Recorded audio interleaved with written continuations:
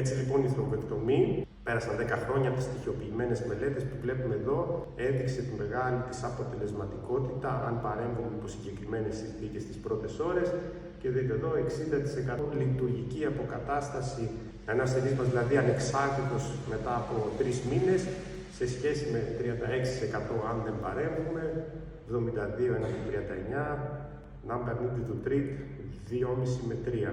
Αυτή είναι μια πολύ ωραία διαφάνεια που είναι δημοσιευμένη πριν 2 χρόνια που δείχνει τη σημαντικότητα της θεραπείας του εγκεφαλικού της θρομβεκτομής σε σχέση με άλλες θεραπείες που είναι και διαδεδομένες και που είναι και πάρα πολύ χρήσιμες. Ας πούμε, φαρμακευτική αγωγή στις στατίνες, βλέπετε, number needed to treat 160 για ένα καταληκτικό σημείο.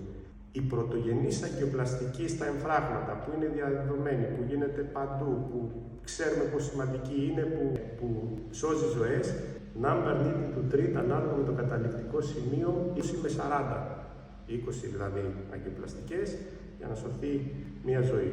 Στο εγκεφαλικό και στη θρομβεκτομή, κοιτάξτε, όλες εδώ οι μελέτες έδειξαν τεράστια αποτελεσματικότητα. Δηλαδή, μόλις 3 ασθενείς θα θεραπευτούν με θρομβεκτομή, θα σωθεί ένας από αναπηρία. Είναι από τις πιο αποτελεσματικές επεμβατικές μάλιστα μεθόδους της ιατρικής.